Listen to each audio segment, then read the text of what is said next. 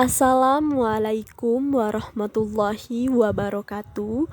Saya adalah Puspitasari dengan NIM 2020143528, kelas 3N, Program Studi Pendidikan Guru Sekolah Dasar, Fakultas Keguruan Ilmu Pengetahuan Universitas PGRI Palembang.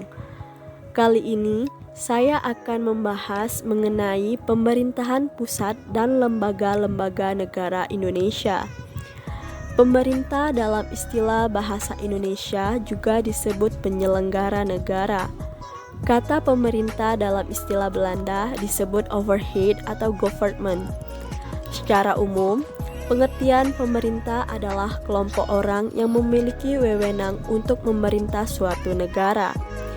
Berdasarkan Kamus Besar Bahasa Indonesia, pemerintah adalah sistem menjalankan wewenang dan kekuasaan mengatur kehidupan sosial, ekonomi, dan politik suatu negara atau bagian-bagiannya.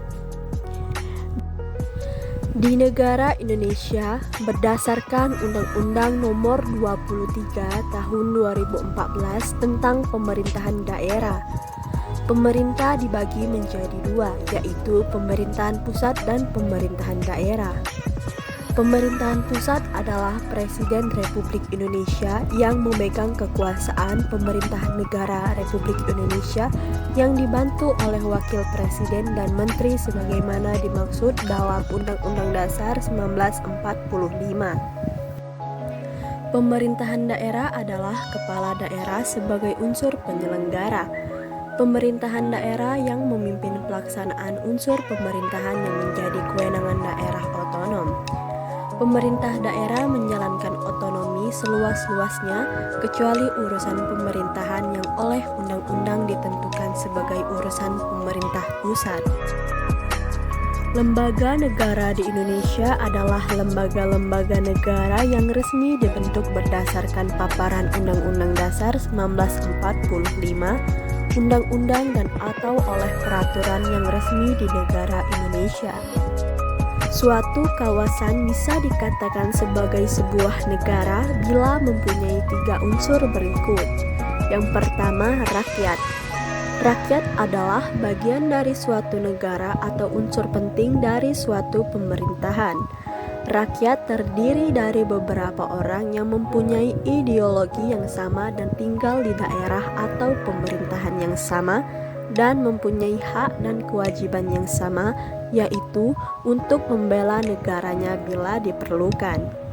Yang kedua, wilayah atau daerah. Daerah dalam konteks pembagian administratif di Indonesia adalah kesatuan masyarakat hukum yang mempunyai di batas-batas wilayah yang berwenang mengatur dan mengurus urusan pemerintahan dan kepentingan masyarakat setempat menurut praksa sendiri berdasarkan aspirasi masyarakat. Yang ketiga, pemerintahan yang berdaulat dan pengakuan dari negara lain.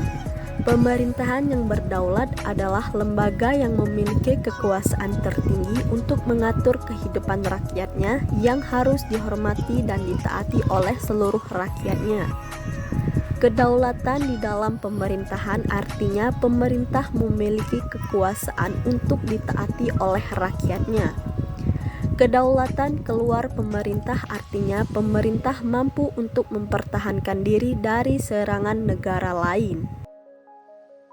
Selanjutnya, pemerintah adalah gabungan semua alat perangkat negara yang terdiri atas yang pertama, badan legislatif meliputi MPR, DPR, dan DPD.